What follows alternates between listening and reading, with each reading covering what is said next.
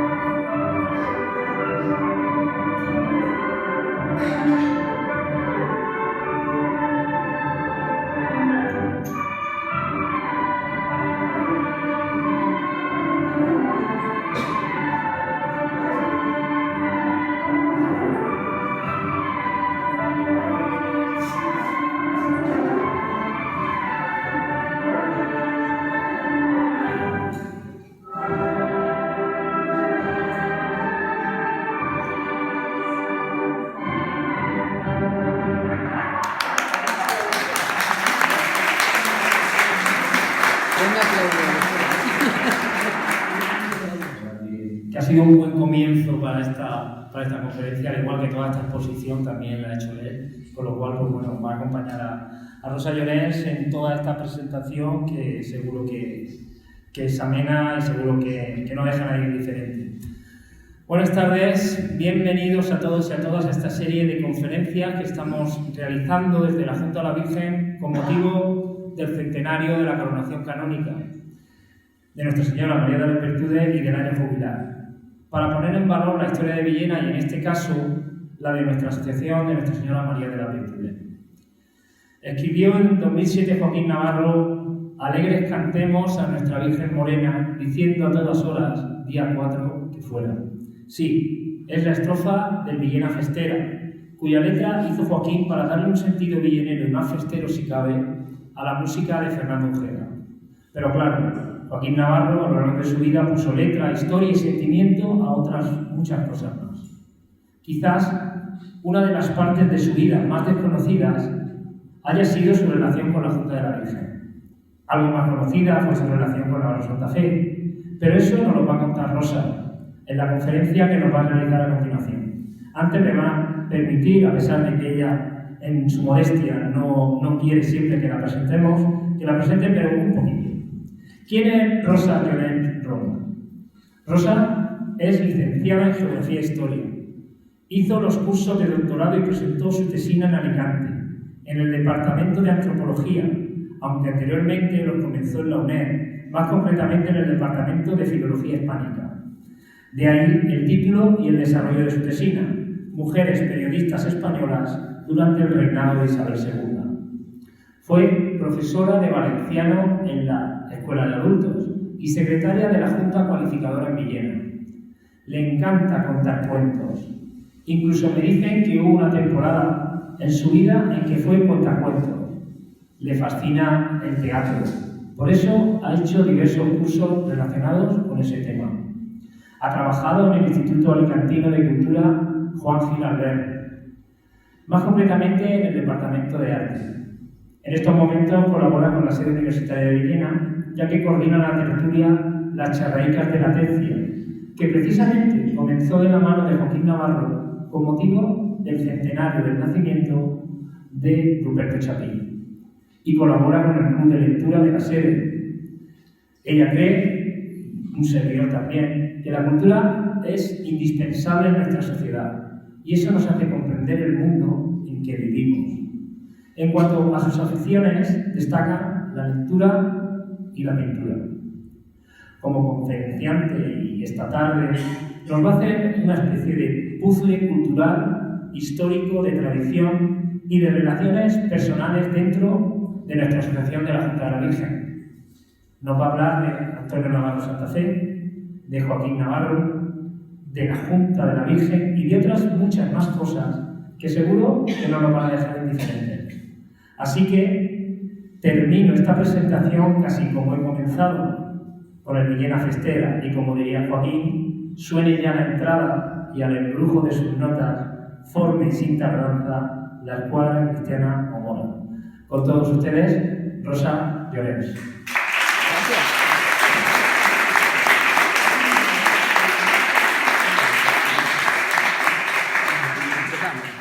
Vale, muy bien. El año 2023 es muy especial para Villena. Se cumplen 100 años de la coronación canónica de la Virgen de las Virtudes, la Morenica. Por eso hemos empezado con este paso doble tan entrañable para todos, porque, como dice Tony López, tiene categoría de himno, y sintiéndose identificada la Junta de la Virgen con esta pieza del maestro Carrascosa. Y a la Junta, a todos sus miembros, doy las gracias por haber depositado en mí la confianza para poder hablarles esta tarde de ella, de la Junta, de Antonio Navarro Santa Fe y de mi querido amigo Joaquín Navarro. Empezamos. ¿Por qué la Virgen de las Virtudes se convirtió en patrona de esta ciudad tan especial para mí? ¿Y qué condiciones y qué sucesos fueron los que la trajeron hasta aquí? El acontecimiento fue una epidemia. Hace pocos años no nos hubiera afectado tanto esta palabra, pero hemos vivido la pandemia del COVID y podemos entender mejor a los villeneros del siglo XV, porque en este siglo se cuenta que hubo algunos brotes de la peste bubónica o peste negra en nuestra ciudad. Las primeras noticias que se tienen de esta grave enfermedad son del siglo VI. El mapa este refleja este siglo. Desde Etiopía, que no me sale aquí, que está más abajo, pasó a Constantinopla. Sí, a ver, Constantinopla está Grecia, pues un poquito más arriba, tirando recto para arriba. Y de ahí a toda Europa y a Asia. Solo Constantinopla perdió el 40% de su población. Y se supone que el resto del territorio que estuvo contagiado perdió entre el 20 y el 30 de sus gentes. Estamos hablando de buenas cifras, ¿eh? Esta terrible enfermedad es una zoonosis, es decir, que se transmite de animal a persona, como parece que ocurrió con el COVID. La bacteria Yersinia pestis es el agente infeccioso. Este bacilo infecta el estómago de las pulgas. Los roedores están plagados de pulgas. Si estos están infectados, le transmiten la enfermedad a las ratas y ratones, cuya sangre acaba contaminando a todas las pulgas. Y son estas las que nos infectan a nosotros, las pulgas. Ratas y ratones pululaban por todas partes, viajaban en barco, en carro, estaban en las casas, en las calles, en los campos. Era muy fácil contagiarse. Desde el siglo VIII al XIV hubo un respiro respecto a los contagios, pero de nuevo en el siglo XIV se reanudan. Parece ser que esta vez la epidemia se originó en China. De China pasó al Imperio Mongol, está por arriba de China y en la Francia. En ese momento abarcaba una gran cantidad de territorio, iba desde China hasta Oriente Próximo, dominando con ello la ruta de la seda. A través de esta ruta y del asedio a Caja, en la península de Crimea, de la que tanto estamos oyendo hablar últimamente, donde los mongoles echaban al interior de las murallas de la ciudad con catapultas los cuerpos de los soldados que habían muerto infectados por la peste, se propagó por toda Europa. Además, a su difusión ayudaron los comerciantes genoveses de la ruta de la seda, que con sus barcos llenos de ratas huyeron de la epidemia. Llegaron a Constantinopla, que hemos dicho que está arriba de Grecia. Ahora se me ha cambiado el mapa. De Constantinopla bajaron a Alejandría, al principio de Egipto. Fueron a Sicilia, que está en medio del mar Mediterráneo, y con esto contagiaron por donde pudieron la peste. Llegaron a Génova y no los dejaron atracar. Entonces se vinieron al sur de Francia y al Reino de Aragón. Entonces todo el sur de Europa se contagió. Se perdió el 50% de la población. Se tardaron 2 siglos en tener el mismo número de habitantes que se tenían en el siglo XIV antes de la epidemia. Es horrible. Si nos paramos a pensar, se moría una persona de cada 2. Desde el siglo XIV al XVIII hubo varios rebrotes y cuentan que uno de estos afectó a Villena en el año 1474. Pero estudios de investigadores como José Zapatero Ujeda, nuestros queridos José María Soler o José Fernando Domene, nos descubren que no hay mención en documento alguno que diga que había peste en ese año, pero sí la hubo 2 años después, en el 1476. Sea en un año o en otro, lo sucedido viene a ser más o menos así. Siendo Villena ciudad pasto de la mortífera enfermedad y sin saber los ciudadanos qué hacer para librarse de ella, decidieron poner tierra por medio y se fueron a la pedanía llamada La Fuente del Choco, que está a 7 kilómetros de nuestra ciudad. Lo sabemos todo. Allí se resguardaron esperando que la distancia los protegiera, pero como la peste se iba acercando, pensaron que necesitaban a un ser divino que intercediera por ellos ante Dios. Los santos y santas así elegidos hacen de abogados ante la divinidad. Y le hacen llegar estos santos y santas a la divinidad una promesa o voto que hace el pueblo, promesa o voto que es libre y deliberada, o sea, que te la piensas bien y la dices, porque después tiene consecuencias, que si se cumple lo que tú prometes, la divinidad te concede lo que tú has pedido o incluso algo mejor. Cuidadín, Estos votos públicos están reconocidos y regulados por la ley eclesiástica. El pueblo se compromete a hacer algo, procesiones, ayunos, donativos, pero si no se cumplen es pecado, así que cuidadín con lo que se promete. La elección de la patrona transcurrió de una manera curiosa y la transcribo según la cuenta José Zapater en un artículo escrito por José Fernando Domínguez. Dice así: admitido el pensamiento de que se necesitaba un patrón o patrona y congregadas las autoridades eclesiásticas y civiles, señalaron un día para hacer la elección del patrono con toda la solemnidad que el caso requería. Y al efecto, reunidos los habitantes de la ciudad con las autoridades el día señalado, se escribieron muchas cédulas con los nombres de los santos y santas que tuvieron por conveniente los presentes, que si no me muevo con él no funciona. Enseguida fueron introducidas las cédulas en un cántaro y en presencia de las autoridades y del pueblo metió un niño la mano en él, sacó una cédula, se la entregó a la autoridad del acto y ésta leyó con sorpresa de todos: Nuestra Señora Santa María de las Virtudes. Como antes de introducirse las cédulas en dicho cántaro nadie había oído el nombre de esta santa, pues a todos maravilló. Entonces se sacó la cédula y se apartó, por si acaso alguno la había metido así de extranjis, ¿no?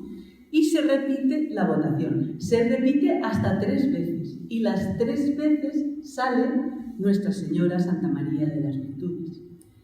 Entonces dice Zapater: ante tanta manifiesta voluntad del cielo, los villenenses tomaron por patrona a la Madre de Dios bajo esta vocación. No hubo Madre de Dios.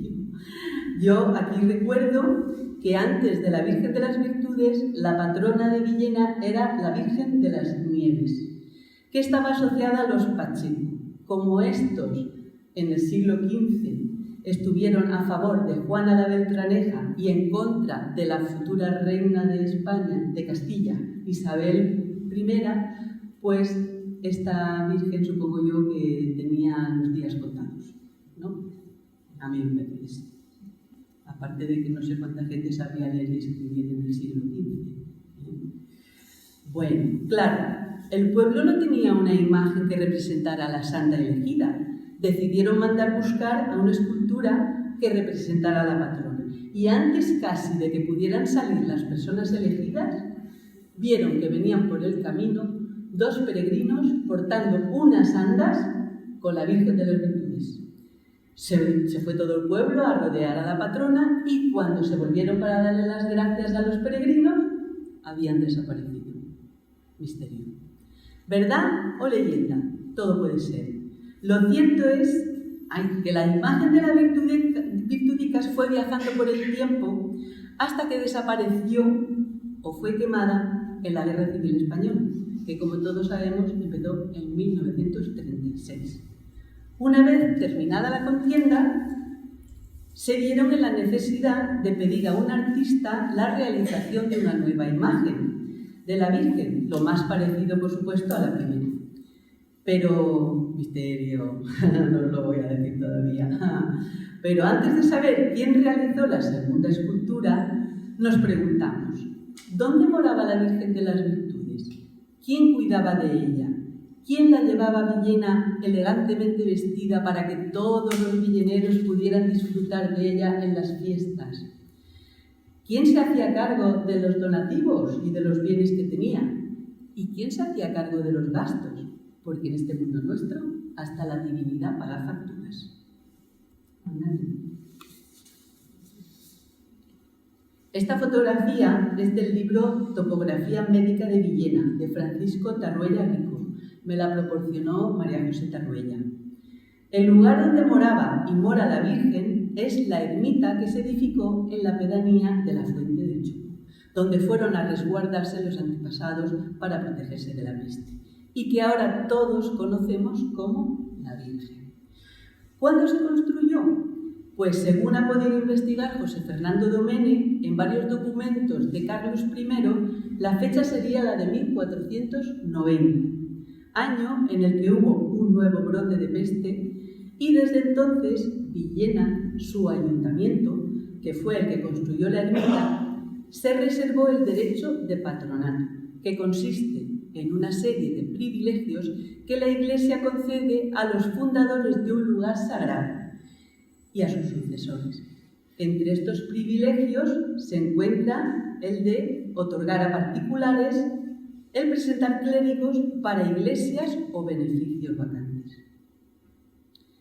Según nos cuenta Alfonso Arenas en un artículo publicado en Villena Cuéntame, que había visto la luz en la revista de Villena de 1961 y titulado La Junta de la Virgen, del que fue presidente, el ayuntamiento autorizó a los agustinos de Andalucía a ocupar el convento hasta el 1542 y en el 1591 autorizó a los agustinos de Aragón. Estos, junto a 2 regidores del Ayuntamiento de Villena, se encargaban de todo lo que necesitaba la Virgen. Sobre todo administraban sus bienes. Los agustinos disponían fiestas y cultos en honor a la patrona, se ocupaban de llevar a la Virgen a Villena y también eran los que nombraban capellanes del santuario, supongo yo que con el visto bueno del Ayuntamiento, que era el que tenía ese derecho.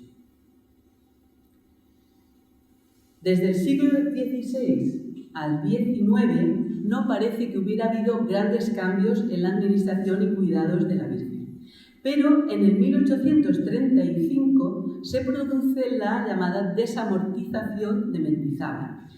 Esta trataba de un conjunto de decretos de expropiación y venta de terrenos y de otras propiedades de la Iglesia Católica. Esta medida fue tomada por el ministro de Hacienda, que aparece aquí en la foto, don Juan Álvarez Mendizábal, era el ministro de Hacienda de Isabel II. De ahí el nombre de la desamortización.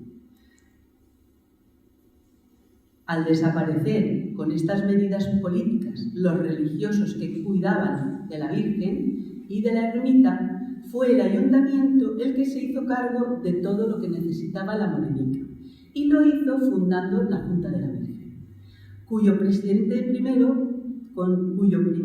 presidente de la Junta fue Vicente Ocaña, que también era en ese momento alcalde de Villena. Esto sucedió el 18 de abril de 1839. Y aquí tienen las actas en las que aparece esta noticia. Esta Junta actuaría acompañada de 2 comisarios nombrados por el consistorio y entre todos administrarían los bienes que se recaudasen y se ocuparían de todas las necesidades de la patrona. Llegamos al momento en el que dicha Junta, al finalizar la Guerra Civil en el 1939, decide que hay que pedir a un artista la realización de la imagen de la Virgen. Y es ahora cuando les voy a presentar al siguiente personaje de esta conferencia. ¡Chachán! Antonio Navarro Santander. ¿A qué no se lo imaginan? Había que buscar un escultor que realizara un buen trabajo. Don Gaspar Archén, canónigo villenero, era villenero y era canónigo de la Catedral de Valencia, con mucho poder. Deseaba que los escultores fueran unos tallistas famosos de Valencia. Pero lo que no sabía don Gaspar era que don Antonio tenía muchos y buenos amigos en Villena, y que lucharon para que el encargo recayera en el entonces joven y necesitado escultor. La batalla fue dura, pero José Verdú Navarro y Ricardo Menor Hernández supieron batirse hasta ganar, defendiendo incluso a su amigo ante el canónigo cuando éste dijo sardónicamente: «Solo sabe hacer toricos», y le dijo él: «También 21 los hacía». Así que Ricardo y José ganó la voluntad de estos 2 hombres y Antonio salió vencedor. Él realizaría la nueva imagen de la morenica. Viajó desde Madrid a Villena para buscar fotografías que les sirvieran para tallar una imagen de la Virgen lo más aproximada a la primera. Las láminas no eran buenas y la cara de la Virtudicas no se veía con el detalle que él precisaba. Pero gracias a una fotografía que le proporcionó una señora apodada La Poseta, no sé si alguien conocerá esta historia, y al asesoramiento que le dio su propia madre, Navarro Santa Fe creó una escultura de 92 centímetros, esta que tenemos aquí delante, Miguel Ángel, según me han dicho a mí pajaritos, está aquí. Esta medía 92 centímetros sin pedestal, ¿verdad, Tony?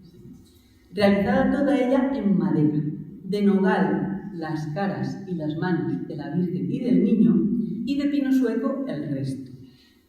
Escultura de bulto redondo, que luego policromó. Esta está bastante bien hecha, la cara de la Virgen regular. Pero bueno.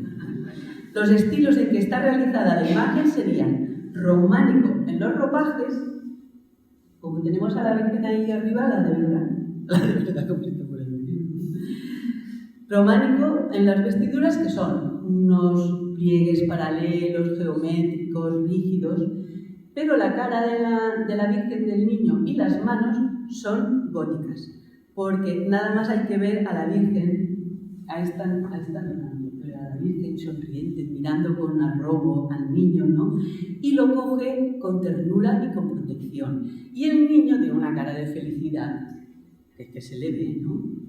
Esto es imposible en una figura románica, y por eso he puesto una figura románica, que son muy bonitas también. A mí me gustan más las góticas, pero es una figura inexpresiva, bastante rígida. Al niño casi siempre lo tiene sentado entre las piernas, y los brazos de la Virgen muchas veces son como brazos de asiento. No tocan al niño, no lo cogen, no lo protegen, no se intercambian miradas tampoco. Los artistas iban aprendiendo, ¿no?, de siglo a siglo. Un paréntesis. Al ser la Virgen de bulto redondo, se puede ver y exponer tanto vestida como sin ropajes. Si fuera imagen de vestir, como estas dos que tenemos aquí, solo tendría la cara y las manos. Lo demás es un bástido o candelero de madera. Así no se puede presentar. Entonces, a veces lo que son los brazos también se podían quitar para vestir más cómodamente a la Virgen, y luego se ponían otra vez los brazos. Y hoy me he enterado que la Virgen tiene 4 manos. Entonces también tiene las manos postizas, ¿no?, cuando la visten. Claro, si no, no podrían, porque como no hay hueco entre la madera, no se puede vestir bien. Pues a la Virgen de las Virtudes y al Niño Jesús lo ornamentan, lo visten y lo cuidan sus camareras, que de manera desinteresada están a su lado. ¿Sí? Suelen ser 6. Asisten con voz y voto a las reuniones de la Junta, y para todas ellas es un honor estar al servicio de la Morenica. Volvemos con Antonio Navarro Santa Fe. La madre del artista, Madre Coraje, como decía Joaquín Navarro, vio la imagen por primera vez y cayó de rodillas ante ella y se puso a rezar. Entonces él supo que había hecho un buen trabajo que no cobró, excepto lo que valían los materiales. Pero esta vez fue porque la madre del artista quiso que él la donara a Villena en su nombre, cosa que se hizo y ante notario, a pesar de las estrecheces que estaban pasando. Esto sería una constante en la vida de este escultor. Navarro Santa Fe viajó con la Virgen a Villena acompañado del secretario de la Junta, el reverendo don Leopoldo Hernández Amorós. Aquí voy a leer un párrafo de un artículo de Martín Menor García, aparecido en la Revista de Villena del 1984, que dice así: Los villenenses, 2 villenenses, Antonio Navarro Santa Fe y Leopoldo Hernández Amorós, que en una noche calurosa del año 39, como 2 gentiles peregrinos, nos traían desde el modesto estudio para que ya en su pueblo las manos amorosas del artista le dieran los últimos toques en el clima, el olor y el color de su tierra. Aquí hago un pequeño paréntesis porque en una entrevista que le hace José Puche Acien a Celia López para la revista Día 4 que fuera, cuenta Celia que quien acompañó a su madre en el tren en aquel viaje, a Antonio Navarro Santa Fe, fue su madre precisamente. Entonces, como yo no lo sé, seguramente aquí habrá alguien que sí que lo sepa y nos lo podrá decir después. ¿Quién acompañó? Su madre. Gana la madre. Me alegra saberlo. Yo, como no lo sabía, he puesto las dos cosas. Me alegro. Se la entregaron en persona a don Francisco Tarruella, entonces presidente de la Junta de la Virgen. Al llegar a Villena, a la escultura solo le faltaba que se le barnizaran caras y manos. Y así lo cuenta Pedro Hernández Hurtado, muy amigo del escultor, que escribió su biografía también. Y dice: él había llegado para terminar en Villena la tonalidad exacta del color moreno de la imagen, color tan amado y característico por el que los villenenses llaman a su Virgen la Morenica. Entre los asistentes a aquella recepción de la obra había también señoras, y entre todos expresaban diversidad de opiniones sobre el matiz exacto del deseado color moreno mientras se lo están viendo aplicar.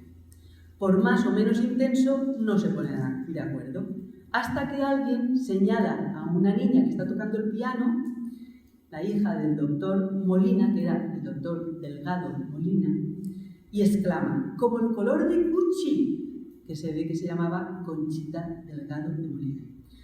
Asienten todos, y el color de aquella niña villenense sirve de modelo para ajustarlo y darle a la imagen el color moreno que se deseaba, y en el que todos los asistentes han coincidido. Ya pasamos a las cosas. ¿Por qué tenía la Virgen la piel morena? Pues varios pueden ser los motivos. El primero es que los barnices oscurecen con el tiempo. Otra puede ser que se hicieran con maderas oscuras, como hizo Navarro Santa Fe con la morenica. Y otra también que se hicieran con escorias de hierro, y ya eso les da la tonalidad. O quizás porque no se sabía muy bien el porqué de que fuera morena y pensaban que toda la vida había sido así, y si la Virgen o la escultura en concreto se perdía o se destruía y había que hacer otra nueva, pues ya se pedía que tuviera la piel morena, y a veces lo hacían incluso con arcilla, ¿no? Con la intención de que apareciera así. En España hay más de 50 vírgenes negras, que es como se les llama. Seguro que conocemos a más de una. Aquí tenemos a la Moreneta de Montserrat y a la Virgen de Atocha, pero seguro que conocen a más de una. Y aprovechando yo que hemos ido hace poquito a Cádiz, en Conil hay una Virgen de las Virtudes, porque nuestra Virgen de las Virtudes no está sola, tiene muchas hermanas. Y esta Virgencita en concreto pues está en la iglesia de Santa Catalina. Es pequeñita, es la mitad de esta. Es como una muñequita, es muy bonita. Vicente Prats y Alfredo Rojas tienen un libro escrito de todas las vírgenes de las virtudes de España, y tengo entendido que más de una persona, a lo mejor hasta de aquí, pues han ido a visitar vírgenes de las virtudes por España. Se puede hacer un buen viaje, si queréis, nos lo pensamos, ¿vale? Vale, entramos en otro tema. Nadie es profeta en su tierra. Dice que comentaba alguna vez Navarro Santa Fe, y lo decía porque a lo largo de su vida recibió varios agravios de los estamentos oficiales villenenses, como así escribe mi querido amigo Vicente Prats en la revista de Villena del 2006. El artículo no tiene desperdicio. Uno de estos agravios tiene que ver con la realización de los 2 peregrinos que acompañaban a la Virgen en las andas. Y como estaban realizando unas nuevas, necesitaban que en un tiempo récord se hicieran los peregrinos. porque venían las fiestas. Entonces, aprovechando que habían ido 2 comisionados de la Junta de la Virgen a Madrid para ver cómo estaba la Virgen de adelantada, le pidieron que realizara también los peregrinos. Pero a Navarro Santa Fe no le daba tiempo a tallarlos en madera, porque le faltaba muy poquito, estamos hablando ya del verano.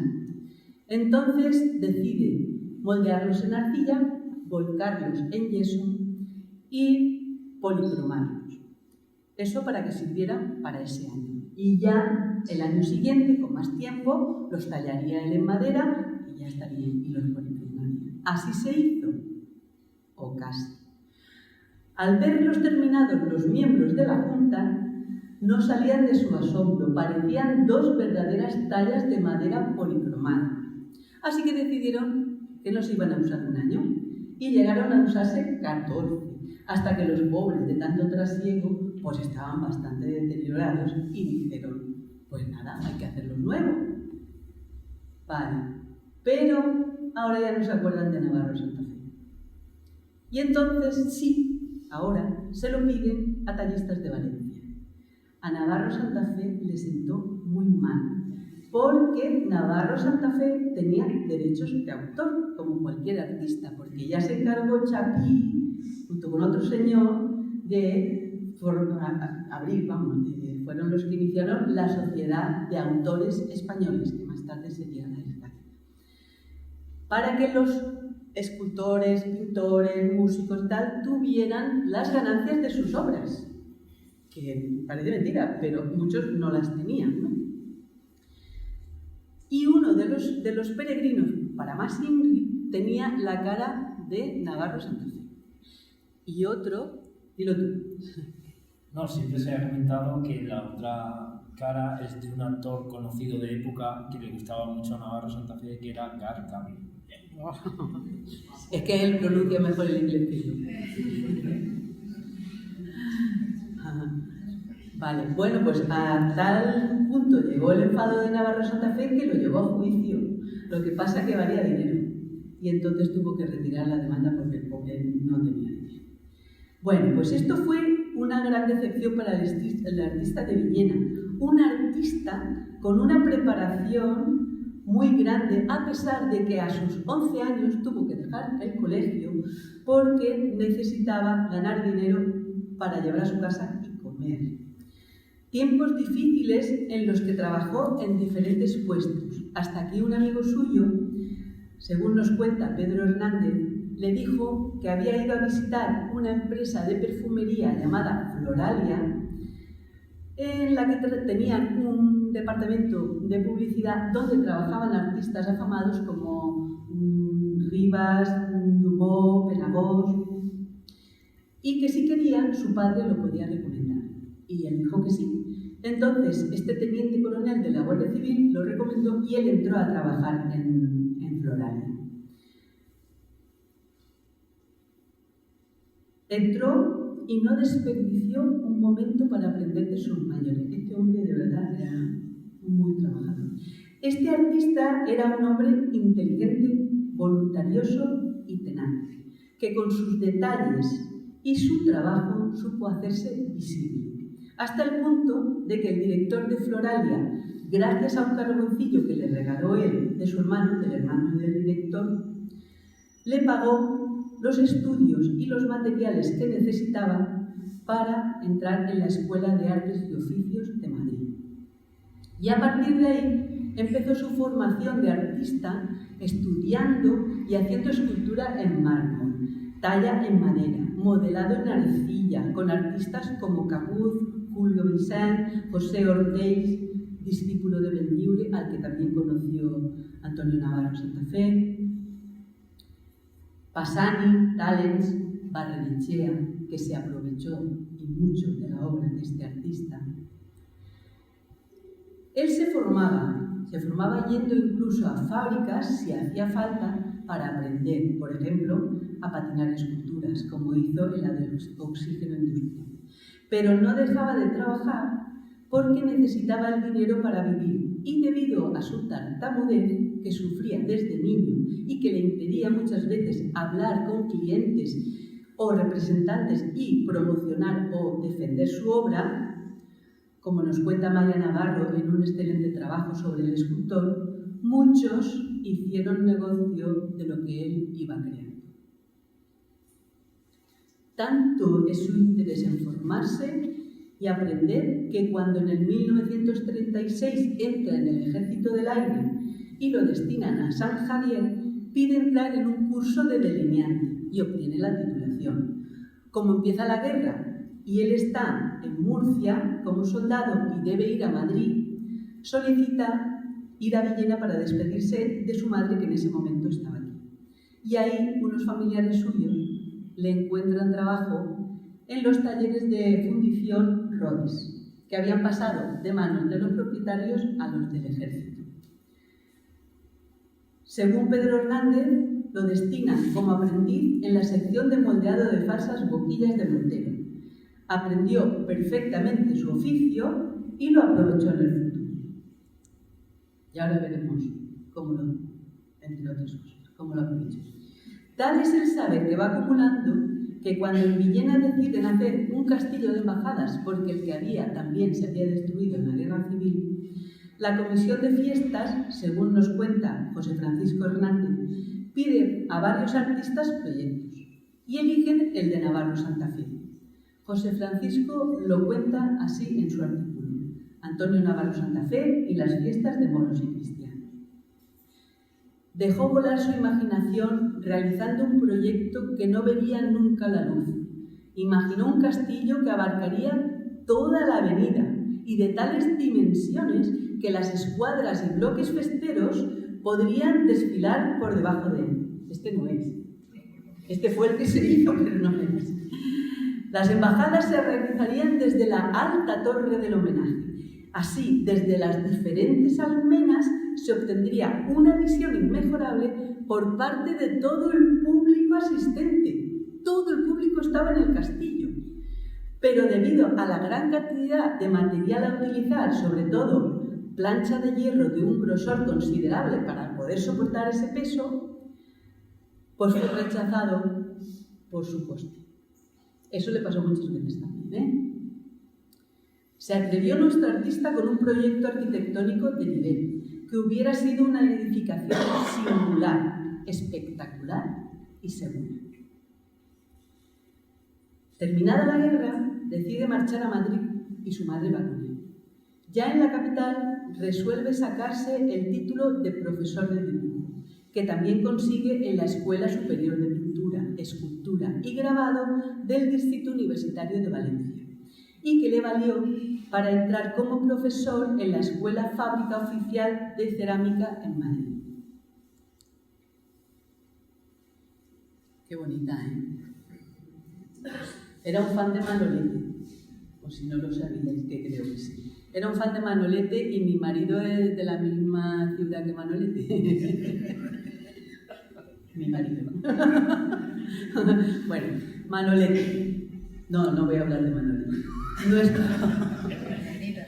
Nuestro artista fue un hombre que no desperdició un segundo de su vida. Realizó esculturas de animales de una perfección tal que algunos creían que eran de artistas renombrados. Hizo dibujos de todos los tamaños, muchos de ellos retratos.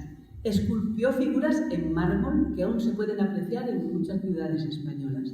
Tiene grupos escultóricos tan emblemáticos como el del oso y el madroño, y aquí en Villena tenemos el monumento a Chepí, del que me cuenta Virtuvare que todas las manos femeninas que aparecen en él están basadas en las de su madre, María Pérez Navarro, de los Condes de Villena. Que sepáis que tengo amigas condesas, por aquí hay una. Se esconde, pero está. Se esconde. De los Condes de Villena. Pues vale. Felipe es Marcelino Pérez Navarro, conde también. Eso me lo puede rebatir quien quiera, ¿eh? La cara de la bruja es Elia Díaz Navarro envejecida, y según me cuenta, cuando envejeció se parecía a la bruja. Es horrible la bruja. La cara de Maripepa, según nos cuenta Pedro Hernández, es la de un antiguo amor, porque él empezaba a conocer a Celia en esos momentos, pero todavía no. Entonces, es un antiguo amor que se llamaba Rosa María, campeona de España de florete con la zurda. Vamos, yo no sabía que teníamos una campeona de esto. No sabía ni que existía el florete con la zurda como entretenimiento. También hizo enterramientos, retablos, esculturas y tallas religiosas del cuerpo femenino, bustos de personajes famosos y desconocidos, como su cabeza de campesino. Realizó conjuntos taurinos que eran muy apreciados, y tanto así como sus esculturas cinegéticas. Por todo ello, fue nombrado en 1975 académico de la Real Academia de Bellas Artes de San Carlos. Estuvo un tiempo dedicándose con éxito a la taxidermia. Patentó un tornillo de banco, con todo lo que yo he leído, y esto, y aún así, nunca tuvo una economía desahogada. El motivo era que muchas veces le rebajaban el precio de las obras que él presentaba, incluso se olvidaron de pagarle. Había quien vendía la obra como suya, como el que la vendía, incluso poniendo su nombre, o los marchantes no le pagaban todo lo que habían recibido por ella. Y aquí es donde entra mi amigo, al que tanto he hecho de menos, Joaquín Navarro, que escribió este poema. Voy a dejar que suene un poco la música.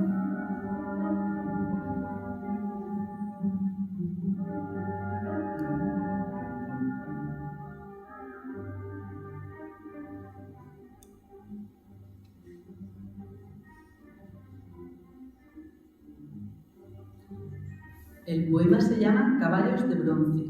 Homenajea con estos versos al escultor Antonio Navarro Santa Fe y al compositor de Villena Antonio Molina, que con esta música se los inspiró. Antonio, al embrujo de tus manos el barro se hace figura. Surgen toros y toreros, nace doliente amargura. La inspiración de tu rubia crea, febril y extasiada, vírgenes llenas de gracia y santos arrebatados. Mi amigo, nuestro amigo. Joaquín era muy amigo de Antonio Navarro. Cuando el artista estaba en Villena, iba a visitarlo a diario. Navarro Santa Fe tenía una tertulia en la que se reunían diferentes contertulios para hablar de diversos temas, entre ellos culturales, porque Antonio nunca dejó de leer, sobre todo poesía. Tengo que decir que aparte de leer, escribía poesía también, pero recitaba poesía todos los días, también lo hacía como ejercicio para su tartamudeo. No dejaba de oír música, de la que era un apasionado entusiasta, como Joaquín. Otros temas de los que hablaban pues eran la caza, la naturaleza, el teatro, el cine, que parece ser que era un fan del cine. Joaquín sabía de los agravios que se le habían hecho y hubo un momento en el que, siendo presidente de la Junta de la Virgen, don Antonio Hernández Hernández, que tenemos aquí, y siendo en ese momento Joaquín secretario de la misma, lo propuso como socio de honor. Todos aceptaron. Fue el primer socio de honor que nombró esta asociación. En 1982, un grupo de amigos, entre los que estaban Joaquín Navarro, Alfredo Rojas, Vicente Prats, los tres hijos predilectos de Villena, también estaban Pedro Hernández, Faustino Hernández Doctor y muchos más, deciden hacer un escrito al entonces alcalde de esta ciudad, Salvador Muñoz. Por cierto, hablando de escritos, en un saluda escrito por Antonio Hernández, sé que la Virgen fue nombrada en 1960 alcaldesa perpetua de esta ciudad. Pues eso no lo sabía, ahora lo sabemos todos. El escrito pedía que se hiciera a Navarro Santa Fe hijo predilecto de la ciudad. La concejala designada juez instructor del expediente fue Rosalía Sanz, que se hace cargo y en el año 1983 da por finalizado el proceso al que se había adherido una buena cantidad de personas y asociaciones. En el acta de la asociación extraordinaria que tiene lugar el 24 de abril del año citado, 83, y que tenemos aquí, se puede leer que al expediente presentado por doña Rosalía San Juan Ayero se adjunta una biografía del artista realizada por su amigo don Pedro Hernández Hurtado. Y también en el acta se lee que se pone de relieve no ya los trabajos realizados por nuestro insigne paisano, que le han dado prestigio y resonancia en todo el ámbito de nuestra geografía, sino las numerosas vicisitudes y penurias que ha pasado durante la larga vida. Toma de nuevo la palabra el señor alcalde presidente y agradece y se congratula de la masiva asistencia a este pleno, en el que están representadas todas las fuerzas vivas de la ciudad y que refrendan la justicia del nombramiento propuesto, con lo cual se ratifica ese dicho que dice: quien no es agradecido no es bien nacido, y que la ciudad de Villena ha querido hacer justicia en una persona que ha demostrado su amor a su ciudad y ha dejado la huella de su arte insuperable dentro y fuera de nuestras fronteras. Junto a este nombramiento, Joaquín hizo todo lo posible para que la calle Casicas de Jim, donde tenían su hogar Antonio y Celia, se le cambiara el nombre por calle de Navarro Santa Fe, y así se hizo. También se puso una placa en la calle Cervantes, donde él había nacido. Entre todo, se logró que Navarro Santa Fe dijera el día de su homenaje: cuando el beso de la madre que se fue sientes frío por ausencia en la mejilla, solo otro llega al alma, el de la arcilla, el de la tierra madre que te vio nacer. Hondo deseo que, aun sentido sin querer, de tanto sentirlo te mancilla hasta hacerse gozo y maravilla cuando se recibe como el esperado bien. Por la angustia tan honda de mi vida, hoy su beso completa mi alma llena, como una luz esperada y encendida. En mis ojos dolientes ya no hay pena, ya puede mi vida mirarte agradecida, que te acuerdes de mí, madre villena. Antonio Navarro Santa Fe murió el 16 de septiembre de 1983, muy poquito después de que le dieran el título de hijo de presidente. Murió en su casa museo, sí, de Casicas de Jim, donde tenían su hogar Celia y él. Acompañado y cogido de una mano por Celia y de la otra por mi amigo Joaquín Navarro. Antonio Navarro Santa Fe y su mujer, Celia López, donaron el museo a la ciudad de Villena. Nos hicieron un buen regalo. Como un buen regalo fue conocer a Joaquín Navarro García, hombre inquieto, generoso, culto, actor y actor premiado, artista, músico, cantante, era tenor cómico, director teatral y del grupo lírico infantil, escritor de guiones, libros y artículos, letrista, componente y director del grupo de coros y danzas, divulgador cultural, emprendedor, conferenciante, productor, junto a Fernando Quiles, de buena cantidad de estupendos vídeos, entre ellos uno de Antonio Navarro Santa Fe, que les recomiendo, pero les recomiendo todos. Fue trabajador incansable y desinteresado, hombre agudo, ingenioso, satírico, pero sobre todo amigo con mayúscula. A ver, que me emociono, al que el ánimo y el trabajo de Carlita Pérez, hizo hijo predilecto de nuestra ciudad, muy merecido nombramiento. De mi amigo Joaquín se podría hablar largo y tendido, como se podría hablar muchísimo más de la obra de Navarro Santa Fe, pero lo dejaremos para otra ocasión. Ahora solo quiero decir que me gustaría seguir teniendo a Joaquín aquí. Y por último, quiero añadir que estamos en año de gracia jubilar en Villena. Se conmemoran 100 años de la coronación canónica de la Virgen. El Papa Francisco ha concedido al Santuario de la Virgen de las Virtudes este privilegio que empezó el 18 de septiembre de este año y que terminará el 18 de septiembre del 23. Este honor otorga indulgencia a toda aquella persona que peregrine al santuario, pero me da a mí que hay que hacer alguna otra cosilla. Y aquí Toni López y el presidente podrán decir, yo no lo sé, yo iría al santuario. La Junta de la Virgen, encabezada por el presidente don Manuel Muñoz, está organizando muchos eventos y actividades, entre ellos la conferencia.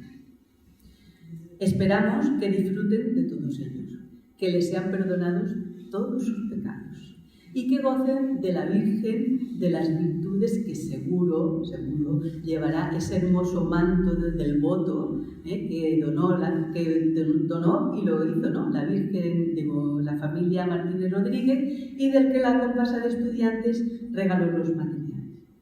Muchas gracias a la Junta, en especial a Antonio López y a Juan Gil, a mi amigo Fernando Quiles, a las bibliotecas y archivos de Villena y a todos los investigadores que me han ayudado a realizar este trabajo. Y, por supuesto, a todos ustedes por acompañarme en esta tarde. Un placer. Gracias.